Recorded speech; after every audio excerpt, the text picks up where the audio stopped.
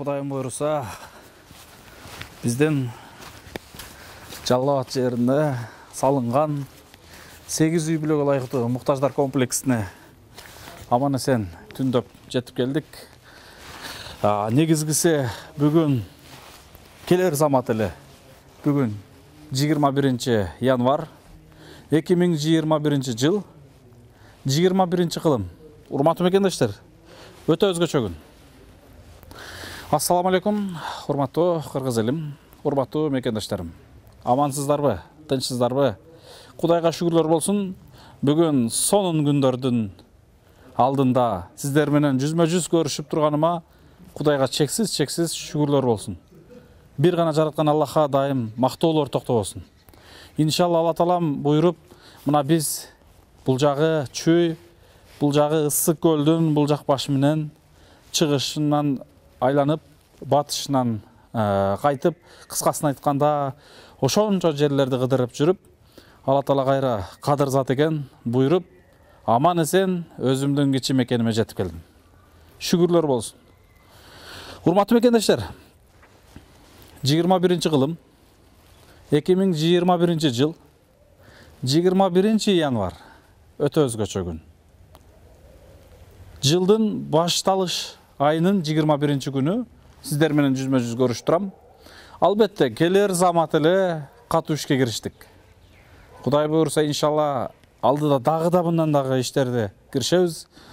Мына мен азыр бир гана муктаждар комплекс эмес, мына алдымда турган жолдорду, мына ушуну көргөзүп койсоңуз да. Ушу жолдорду караңыздарчы, мына баткагы чыгып турат. Жогору жагын көргөзүп койсоңуз болот, мынакей. Ушул комплекске келген жолду дагы түздөп, оңдосок деп азыр ушуга дагы киришебиз, Кудай кааласа. Албетте, бул жерде жашоочуларга мен карап көрсөм, бириси деле бир мындай жол маселесин ойлонгудай эмес. Ушул жол бир гана бизге керектүү эле болуп атабы билбейм. Албетте, бирок жолго, сууга, көпүрөгө, негизи адам пайдалануучу иштерге себепкер болгон өтө өзгөчө. Аллах Тааладан бул дүйнөдөгү негизгиси акыреттен жообун аласын. Урматтуу мекендештер, муктаждар комплекси Жаллабат шаары муктаждар комплексинен жалпыңыздарга жылуу салам жолдойбуз албетте. Муктаждар комплексин сагынсаңыздар керек. Кадимки сериал күткөндөгүдөй күтүп көрүшүлөңүздөр.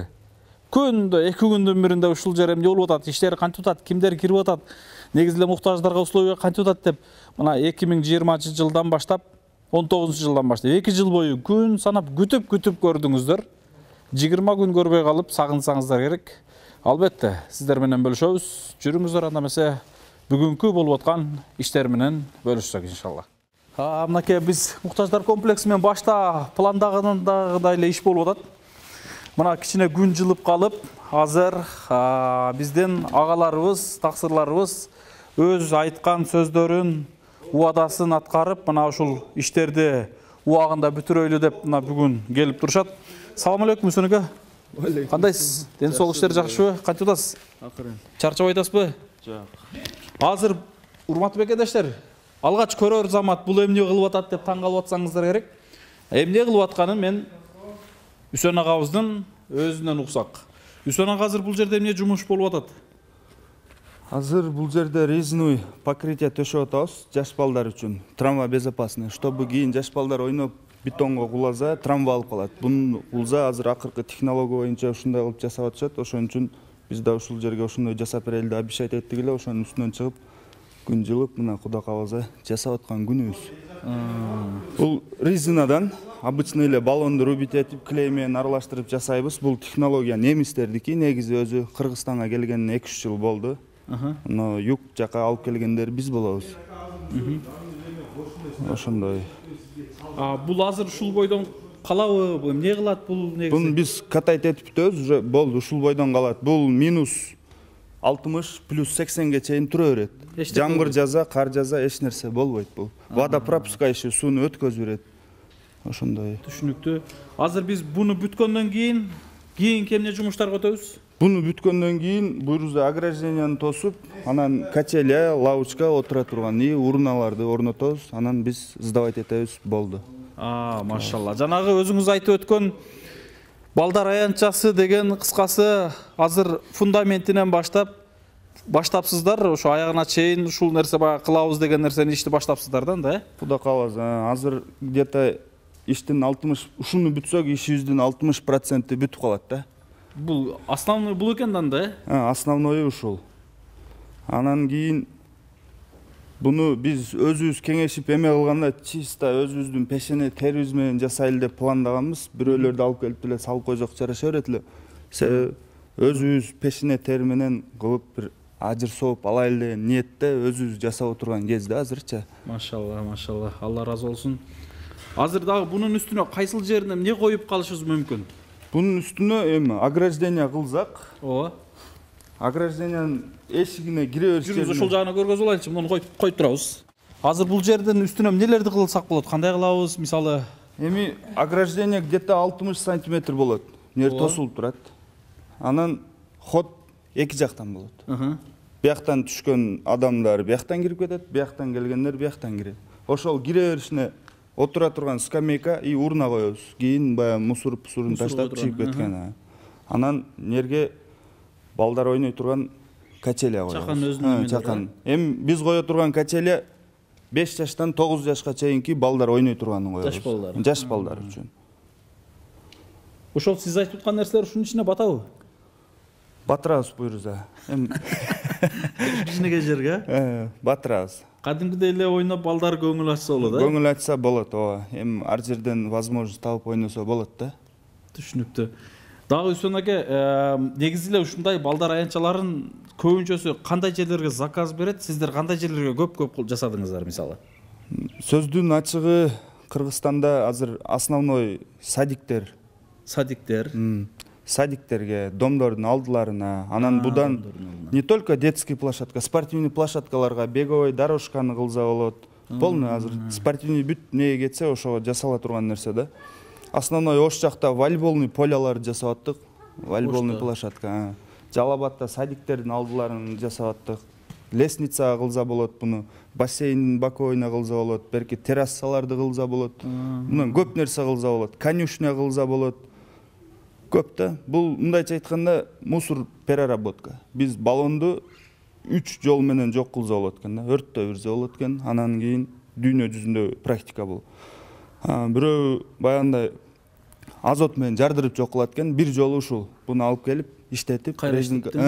Бул баллондон жасалган резинабы? Бул баллон. Обычный эле, бирок баллондордон чыккан резина. Кыргызстандан чыгат. Кыргызстанда аны өзүбүз иштетебиз. Дагы бир суроо, акыркы суроом. Кыргызстандын кайсыл жерлеринде иштедиңиз ушул иш менен? Анан канча жылдан бери ушул иш менен алек болуп келатасыз? Бул иш менен негизи 10 жылдан бери заниматься этебиз. 10 жылдан бери. Кайерлерге чейин барып иштедиңиз? Кыргызстандын ичинде 7 областта тең болдук. Тең иштедиңиз. Өзүңүздүн оозуңуздан угуп алдым чекесин. Чет мамлекеттерде да иштеп жүрдүм дедиңиз. Чет мамлекет кайсыл жерлерге чейин ушул иш сизди алып барды? Ушул иш боюнча биз Россия Федерациясында Россиянын ичиндеги автономный республикалардан Север Кавказга чейин бардык. Сочи, Крым, ягы часть Европа, Россиянын Бүт эле. бүт ошол жакта областтардын бардыгын кыдырдык. Север Архангельскке чейин бардык. Бул жагы өзүбүздүн границага мына Казакстан Байбекке чейин келгенбиз. Ушундай жасап, эми Россиянын ичинде. Кыскасы бул иш сизди кыдыртып бүтүп тур да, жер көргөзүп, эл көргөзүп, Зериктирбей, Кыдыртып. Анда чындыгында өнөрүңүз өркүндөй берсин, багындай профессионалдуу багындай кызматчыларды албетте ар жерге чакырып, кызматын көргүсү келет. Ошончо жерлерде иштеп көргөн инсан албетте профессионалдуу жумушчу болуш керек. Бул жерге баягындай өзүңүз айткан, башта айткандай ушу интернеттен көрүп эле ушул нерсени кылсам деп ниет кылган экенсиз. Мына ушул ниетиңизге да жетип турасыз. Кудайым буйрса ушул кылып аткан ар бир эмгегиңиздин соопторун, ажыр соопторун иншалла Алла Тааладан кабыл кылган болсун. эсепсиз алганда Алла Таала насип эткен болсун. Тапканыңызга Кудайым берекесин берсин. Кудай калса дагы биз бүткөндө дагы эл менен бир сонун кандай бүткөнүн бөлүшкөндү насип этсин иншалла. Мына ушундай достор, урматтуу бекендештер, мен азыр Үсөн агабыз менен мен кызыгып сурап турам. Эртеден бери ушул иштеп аткандарын көрүп кызыгып карап, анан сүйлөшүп турсам, Кавказга чейин барып иштедим дейт. Эмне иш кылдыңыз десем, мына ушул иш менен дейт. Кыргызстанды кыдырып чыгыптыр. Негизи чындап эле бул азыр заманбап балдар аянтчасы, ушундай баягындай стадион, чакан стадиондордун алдыларына курулуп атпайбы? Негизгиси өтө баягы ыңгайлуу, жумшак да болуп калат, эч кандай баягындай адамдын ден соолугуна зыян келбей тургандагыдай жумшак болуп, сонун болот. Азыр мол көрүп аткан немени көрүп турасыздар, бул экиге бөлүнүп турат. Биз ушул тандап отуруп ушундай бөлүндү. Бул жерге эгер чоң жер болгондо ар кандай нерсе кылсак болмок экен эле. Мак кылып берейинби? Кыскасы мага формаларын көргөздү. Анан биз ушул форманы тандап алдык. Биргеликте кеңешип туруп ушул нерсе жасалып атат. Бул азыр биз ушул жерин бүткөндөн кийин, биз бунун ачылышын кылабыз, комплексин. Ачылышын кылып бүткөндөн кийин анан биз огражденияларын тосуп, анан баягы айтып өткөн агабыздын качелеларын, башкаларын орнотобуз. Ага чейин бул жерде адамдар нары бери басат, анан именно ушул жерде ачылыш болот. Ошондуктан бул жер кичине багында жолтоо болуп калабы деп, азыр ушунун коюп эле токтотуп турсак деп турабыз иншалла. Мына ушундай достор, бизде азыр иш бүтпөгөн иштерибиз көп. Мына ушул иштерди алдыда бүтүрсөк деп турабыз. Мына ушул фондтун, Кыргызстаныбыздын туулары, флагшток көтөрүлүш керек мына бул жерден. Буларын дагы кое элекпиз. Андан сырткары ашкананын алдындагы пластик жабыла турган айнектери бар, чоң терезелер жабышыбыз керек. Бүт ашкананы тосо турган, күлөнкө тосуп турган жер, ал жер тосушубуз керек. Дагы бүтпөгөн нерселер, эң негизгиси азыр 2 комнатага гана килем паластар алынган. Калган 6 комнатага килем паластар алына элек. Телевизор, холодильник чейин коюп беребиз дегенбиз. Кудайым буйрса ал жагына да насип этип калса коебуз. Бирок килем паластарын сөзсүз коюшубуз керек. Мына ушул иштерине кириштик.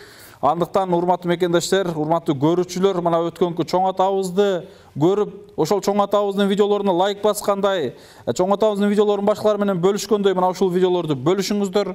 Кудай кааласа иш күн жылып калды. Баштадык мына качан киргизесиңер, качан минтесиңер дегендерге мына жооп катары сөз менен эмес, далил иш менен көргөзүп атабыз. Колдон келген аракет болуп атат. Албетте, Кудай кааласа мына алдыда жолдорубузду тегиздеп алсак, мына ол иштерибизди аяна чыгарып алсак, алдыда секин иштер киришебиз. Анан жаз келип калса, негизгиси кийинки муктаждар комплексин башташыбыз керек.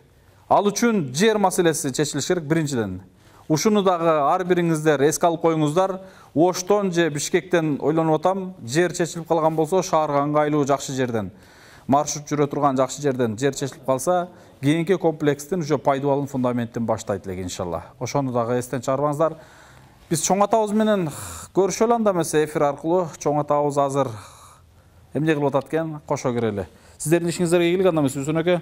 Чындыгында ыраазычылыктар чексиз. Албетте муктаждардын ар бир дубалары Кудайым буйруса түздөн түз тийген болсун.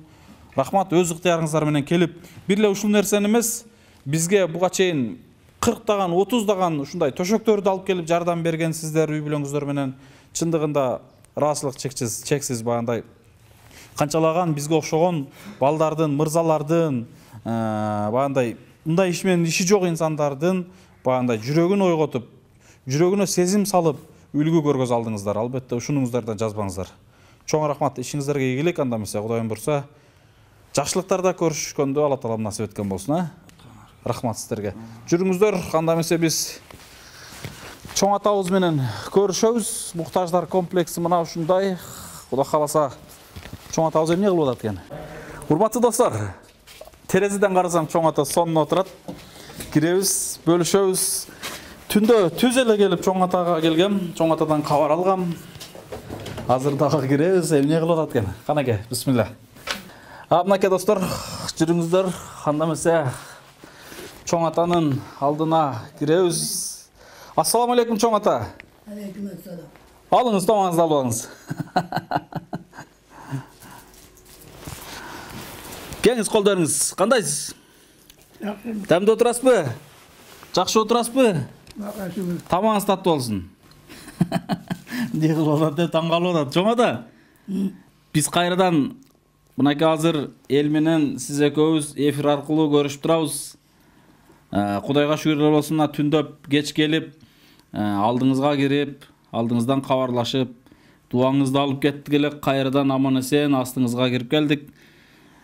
Кандай отурасыз чоң ата, жакшы отурасызбы? Жакшы эле.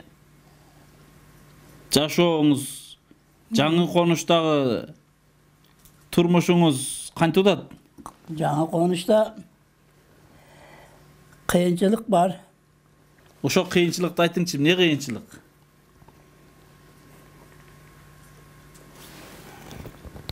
Убагыда тамак ичилбейт. Бул биринчи кыйынчылыгы. Хош, Шол эле дагы эмне кыйынчылык болуп атат? башка кыйынчылык жок. Негизгиси убагында тамак иче албай каласыз. Şu убагыда тамак ичилбей, сааргы тамакты 11-ге барып ичип, ondan түшкүнү saat 4-5'e varıp içip, rejim bozulup.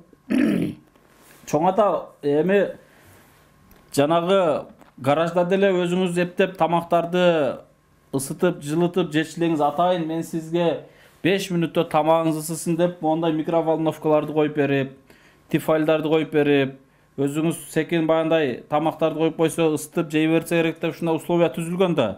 Анан эми туура айтасыз, эми бирөөнүн кызы ал деле сизди карап аткан. Ага мен азыр эчтеке деп жалп кыла албайм. Себеби ал бизге эч ким эмес, тууган дагы эмес, карындаш дагы эмес, башка дагы эмес, ал бизди кароого муктаж эмес, эме должен эмес. А мен аны суранып каратып аткам да чоң ата, суранып карап берип туруңуз да. Эми албетте 11-де кирсе, балким окууда экен ал кыз дагы. Анан эми эмне кылабыз? Эми майла жок, эфирден көрүп калса балким таарынышы да мүмкүн. Эми чындыгында баягы каарылыкта чоң ата негизи каарылык. Каарылыкта мындай айтайын да чоң ата, жалп болот каарылык. Сиз бир балаңыз жок азыр бул жерде, бир дагы эч кимиңиз жок жашап атканда сөзсүз жалп болот. Жанында 2 баласы 10 небереси менен жашап аткан, каарган чоң ата чоң энелердин дагы жашоосунда сөзсүз жалп болот. Ошол 2 баласы, ошол 10 небереси деле сиз айткан тамакты убагында режиминде бере албай калышы мүмкүн. Ал турмушта болуп эле келатат. Эми бул эң негизгиси мен бетанышмын да. Ол ошто бардыгы тааныш.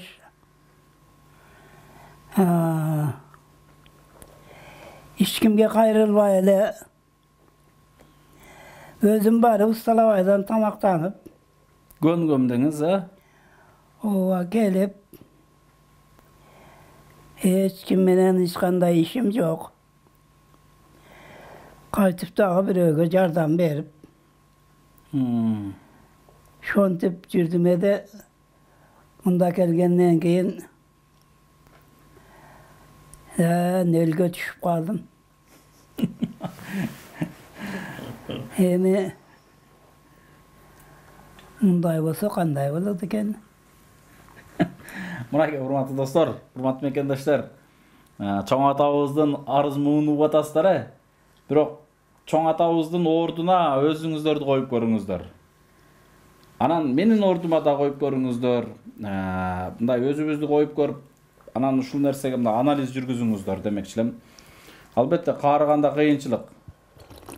Мен урматтуу мекендаштарым, урматтуу кыргыз элим, урматтуу көрүүчүлөр, мен эң негизгиси кыжалат болгондугум, ойлонгондугум муктаждарга үй салып, ошол үйдү тапшырып берүүнү көбүнчө ойлонбойм.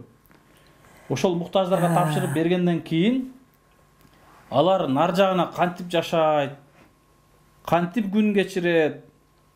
Дагы мен мага бандай чоң жоопкерчилик моюнга илингенден кийин дагы да бир түйшүк башыма түшпөйбү? Алар да бир балекет болуп, бир нерсе болуп, Кудай сактасын, бир нерсе болсо дагы эмне болот?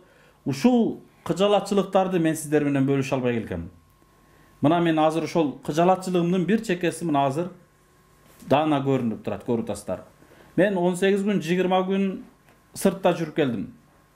Бирок чоң атабыз менен мен баарлашып, тесте сүйлөшүп, чоң атабыз карап аткан кыздан күндө сурап турдум. Албетте тамагы кеч кирсе дагы, бирок күндө ысык тамагы кирип турган. Кирип турат, карап турат. Мына көрүп атасыздар алдыңыздарда ушундай ачкачылык эмес, негизгиси нан, суу, ушул жерде суу чыгып турат. Анан чоң атабыз гаражда эле жашап, багандай кадимгидей өзүнүн тамагын өзү оокатын кылат дегендей эле могул жерге микроволновкаларды коюп, өзү секин басып барып тамагын эле ысытып жесе керек деген ушундай условиялар түзүлгөн. Негизи каарыган адамдын жанына албетте бир адам болуш керек экен. Күнү түнү жанында. Күнү түнү жанында бир адам болуш керек экен. Чоң атабыз чындыгында мен билип сезип эле турам, эң кыйналганы бул жерде жалгыздык. Жалгыздыктан чындыгына кыйналды. Анан жалгыздыктан кыйналып, азыр ушул арыз-муун бөлүшүп турат. Мен өткөндө чоң атабыздын ушул алыскы Чоң Алай жеринен жердештери, алыскы туугандары келип кеткен экен ушу жан конушка. Мен Караколдо жүргөндө. Ошолорго да сурандым. Мынакей Кудай бурса мен өз милдетимди аткарган аракет кылдым. Ушул чоң атага деген үйүбүздү бүтүрүп, тапшырып киргиздим. Бирок нар жагындагы маселе мени кыжалат кылып турат. Мен ушинтип жолдо, белде, бүгүн өзүм иши менен жүрсөм, эртең элдин иши менен чет жактан Россиялап, Индиялап жүрүп калышым мүмкүн экен. Ошондо чоң атабыздын жашоосу кандай болот? Ошондо жанында бир адам сөз болуш керек экен деп сурандым. Жанында бир адам коюп бериңиздер. Мына үйдүн ичи жылуу, ысык, негизгиси суу чыгып атат. Үйдүн ичинде санузел, туалети бар, душ бар. Бардыгы бар. Ушу жанында бир адам тамак ашын берип карап турса деп сурандым. Ушул нерсе чечилип калса, болуп калса, албетте жакшы болот. Анан жанында карайм деген инсандар болду, болбоду эмес, болду. Бирок алар кандай максатта карайм дейт. Алар чоң атага ким? Балким бүгүн боорормуш этип туруп, эртең эмне кылат? Көрүп эле жүрөбүз да мына. Мына бир аял мен эфирден бөлүштүмбү, буга чейин бөлүшпөдүм билбейм. Мына ушул чоң атага үй салып аткан маалда бир аял чоң атанын башын айлантып, сразу нике окутуп алганга чейин барышкан. Мынакей. Анан чоң атага тием дегенге чейин барган. Эптеп мына үйгө алда кошо келип калышты, максатын ойлогон. Чоң ата буга бардыгын түшүндүргөндөн кийин аны ордуна коюп, чекитти койду. Мына ушундай пайдаланыш керек үчүн кызмат кандай жашоосун, турмушун, мындай жылуу жумшак жерин, условиясын пайдаланып калайын деген инсандар жок эмес, аябай көп. Ошондойлордон болбосун дейт элем. Негизгиси чоң атабызга бир борорган, туура түшүнгөн, жакшылыгын, жамандыгын кошо бөлүшкөн, жанында ысык тамагын берип, чайын берип турган бир жакшы адам болсо аябай жакшы болот эле. Мен дагы кыжалатчылык жок. Нар жагына ишими кыла берет элем, мен чын айтайын. Ушундай кыжалатчылыгым жок, каякта болсо жүрөт элем. Мына азыр 20 күндөп кыжалачылык менен жетип келдим негизгиси. Кудай буйрса эми жакшылыгына чечилер иншалла. Чоң ата, андан нар жагына негизи эле кыйналбай бет колуңузду жууганда, ажаткана чыкканда, нерде ары бери басканда кыйналбай эле көнүшүп эле калдыңызбы негизи? Бул условия сизге мындай эмеңизге туура эле келдиби? Мындай жагып ойлотабы? Условия жакшы. Бирок мен мындай бир чыгып, басып, базары менен таанышып, өзүм барып, керектик немемди алып, ошто Кудай эле өз алдымча жашоо кылышым керек да. Мына жерде азыр мисалы бирөө кимне тамак алып келет экен. Тамак алып келип береби бирөө же бербейби деген эле бир Кыжалачылык. куру үмүт менен жашоо болуп атат да. Onun için bana agar bazar barışın lanci olsa, sekin tayağım menen südürülüp, bazarga varıp, tamaktanıp, gerektiğimde alıp gelsem, meniki şöyle kalınlıkını bir tamaktan başka istemeyen gerekecek. Düşündüm. Çoң ata, Ha. неме ал жагы сөзсүз банда эске алынган болгону мен азыр талалап жүрдүм да. Мен сизди кечке чыгып кетип, дагы бир балекет болуп, бир жерде жыгылып отуруп калып кыйналбасын дедим. Анан бул жерге дагы толук үйлөргө муктаждарды киргизип бүт элекмин. Толук киргизип бүткөндөн кийин сиз айткан кайсыл жерге баргыңыз келсе барып турасыз. Бул жердеги муктаждар каалаганыңызды кылып турат. Анан негизгиси бара турган жериңизге дагы бу жердекилер келе турганы келип турат. Бир азыр толук бүтпөгөндүктөн мына ошондой бандай сизди кыйналбасын деп ушул жылуу үйдөн сыртка чыкпай эле турсун, кыштан аман эсен ушул жерден чыгып алсын деп эме кылдык. Анан сиз эмне тамак жеңиз келет, кандай кылгыңыз келет, анын баардыгын мына мага бизге менин жөнөткөн адамдарым келип атканда айтышыңыз керек. Мен мунун жегим келип турат. Мүмкүнчүлүк болсо шуну кылып бергиле, мындай кылгым келип турат. Уялбай тартынбай айта беришиңиз керек. Аны биз кылабыз Кудай буйрса, колубуздан келишинче. Onun uyatı yok. Karıgan adamdaki tamaktan başka ne? Katın alam devesen. Kızlar men oyun oymun devesen. Bir tamağın. Туура айтасыз. Oşa bir tamaktın problemi varsa yeni vazat hazır. Meni. Çoң ата эми анчалык эле арызданбаңыз. Кудай буйрса, тамак негизгиси кирип аттыбы? Негизи мен жок малда кирип аттыбы? Шуну айтыңызчы. Emi kirip attı. Мынакей, урматтуу мекендаштар, ушундай карынын арыздарын, кайгы муңдарын уккан да өзгөчө бир нерсе. Бул нерселер бизге бандай коңгуроо чындыгындачы. Бул бир гана чоң атабызга болгон коңгуроо эмес, эртеңки күндө биздин ата-энебизге болгон нерсе да коңгуроо. Ата-энебиз да эртеңки күнү каарыганда эмне талап кылат, эмнеге муктаж болот, эмнеге кароо керек болот, эмне жактарын караш керек болот.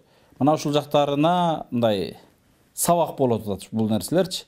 Бир эле мага эмес, көрүүчүлөргө дагы сабак болот. Көрүп атасыздар, кимде ким чоң аталар, ата-энелер болгон болсо, мына уктуңуздар, ушул нерселерин сөзсүз карап туруш керек. Албетте Кудайга шүгүр, мына балдарыбыз күндө келип турбаса дагы, күн алыс келип, 2-3 күндөн биринде келип, сакал мурутун алып, жуундуруп, ушундай караганы карап турушту. Алла разы болсун кароочулардан. Бул жерде карындашыбыз да карап турду, карындашыбыздардан да Алла разы болсун. Кудай калса биз бул жерде болсок, эч кандай мындай арыз муң болбойт. Албетте биз өзүбүз, мына мен кече келгенден бери түндөкү бир убакытка чейин сүйлөшүп отуруп кеттим. Эртеден бери чоң атанын жанында мына балдар менен сүйлөшүп дегендей. Бул жерде болсомго эч нерседен Кудай бурса бандай кемчилик кылбайбыз. Тала түздө болуп калганда гана чоң ата зеригип калат. Жогоруда айтып өткөн тамак ашы жана башкалар ушундай кемчилик болуп калат. Ал жагын акырындык менен сөзсүз толуктайбыз иншалла. Негизгиси Кудайга шүгүр, чоң атабыздын ден соолугу жакшы. Ушундай тамакка аппетити болуп турганы дагы жакшы, урматтуу мекендештер. Караңыздарчы, 91 жаштагы атанын тамакка болгон аппетити сонун. Тамакты требуйт этет, ушундай ден соолугу, ашказаны талап кылат, чындыгында жакшы. Тамак менен азыктанып турса, анан адам бандай алдыга карап жашоосу улана берет иншалла. Кудай калса баардыгы жакшы болот чоң ата. Урматтуу мекендештер, жалпыңыздарга албетте мен кайрылам. Жогоруда айтып өттүм, мына ушул видеолорду бөлүшүңүздөр. Алдыда иштерибиз дагы да көп бүтпөгөн, дагы да муктаждарды биз киргизишибиз керек. Алдыда жакшы кабарлар, жаңылыктар менен албетте бөлүшөбүз. Мына келер замат ишке кириштик. Мына быйыл 2021-жылы биз экинчи муктаждар комплексинде башташыбыз керек. Бул жердеги калган 6 үй-бүлөгө килем паластарын салышыбыз керек. Бүтпөгөн жерлерин толуктап бүтүрүшүбүз керек. Муктаждарды киргизишибиз керек. Ушул ишибиздин аягына чыгарып алып кийинки ишке өтөбүз. Урматтуу кайрылуучулар, күндөп, 50-леп, 100-дөп кайрылып аткан инсандар, мен сиздерге терең кайрылам. Туура мени түшүнүп туруңуздар.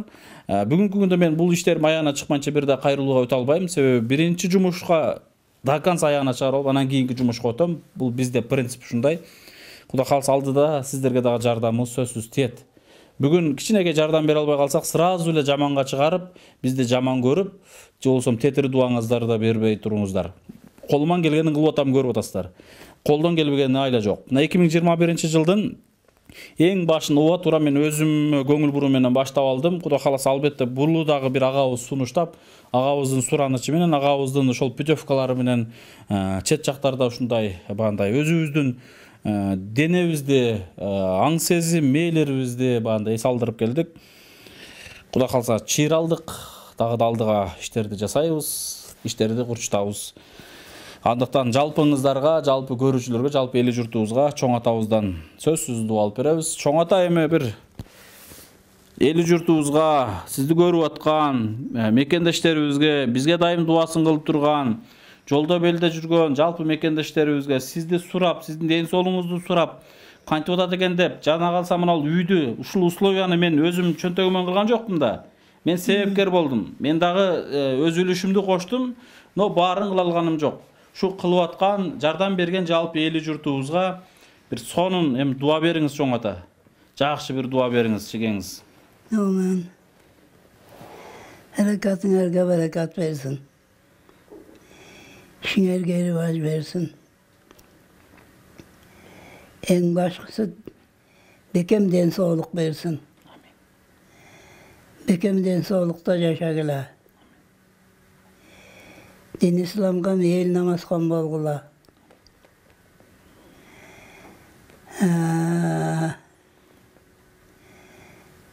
Intımaktı bolgula. Hırıs aldı ıntımak deydi. Birinciden ıntımak basa anan hırıskı yemeğerilet. Başka işin büte veret. Intımak da boluş gerek. Harekatınlarga bereket versin. Allah Teala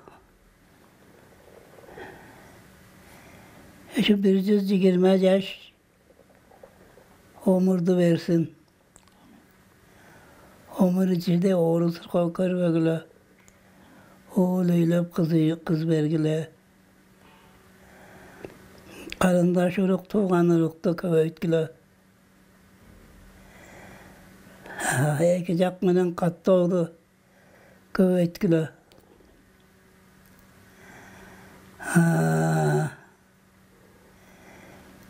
Oşo kattolçuluk köp nersege sebepkar bolat.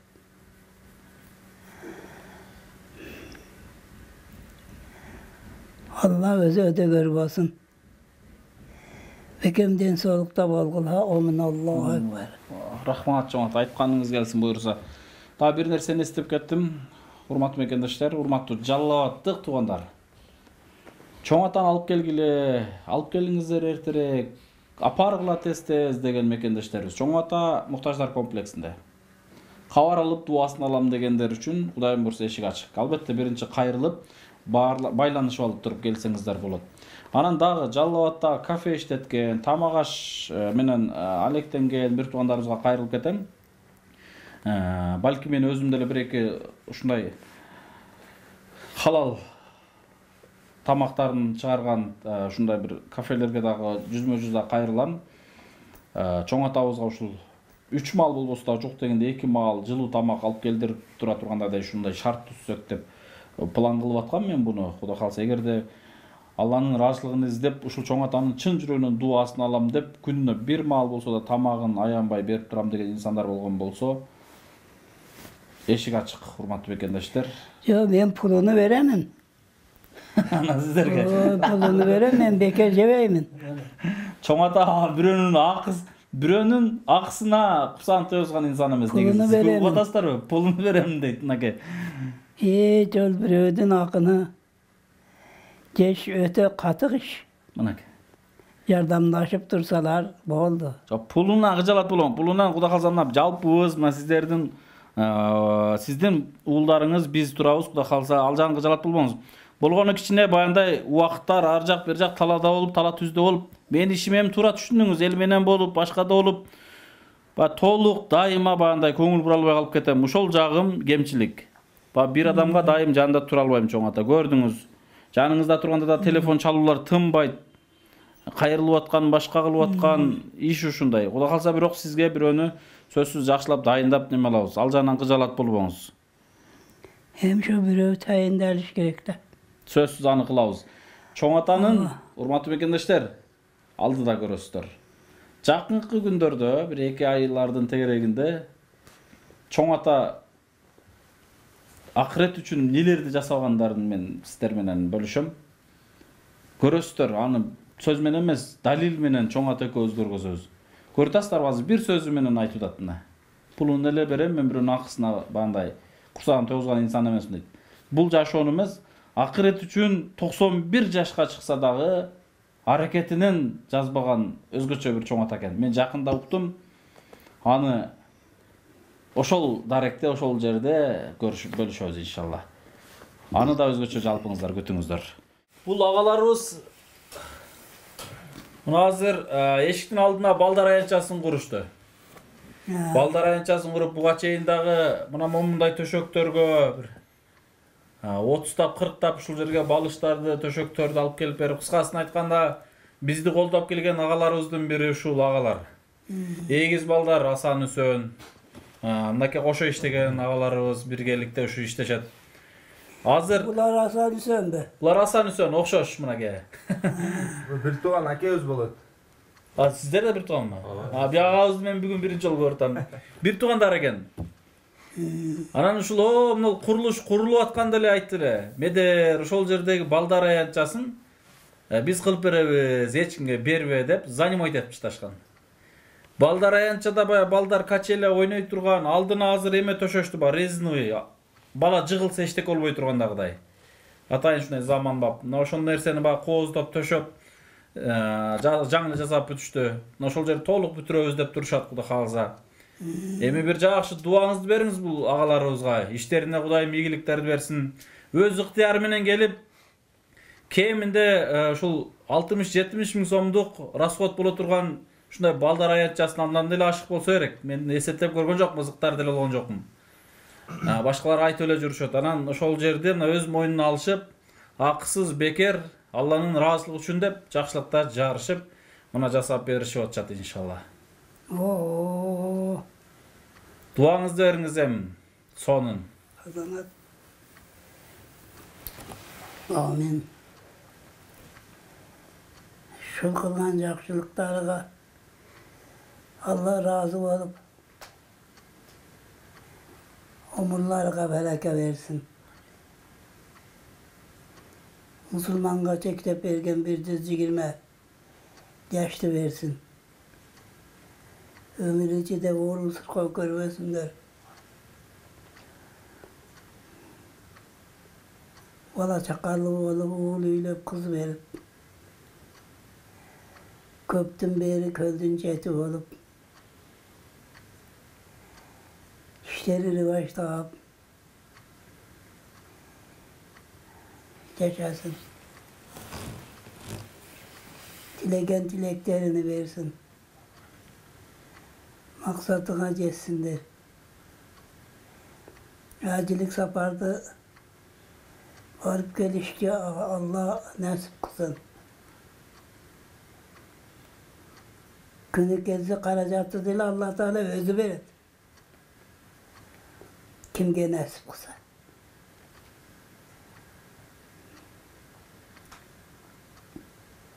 Hacılık saparga da varıp gelsin. Ekemden sağlıkta yaşasın der, tilegen tilegeni versin. Maksatına gelsin der, ondan Aytkanыңыз келесиз чоңото, рахмат. Şimdi ata-enamizga bir patel koyun azizga. Үй бүлөсүнүн ата-энелерине дагы дуа кылып бериңиз. Ata eneleri şunday ballardı terbiyelep östürgün. Ata neler karı varsın, ağrı varsın. Bekemden soğukta yaşasın der. Ballardın günü kışını görsün. Yakışılığını görsün.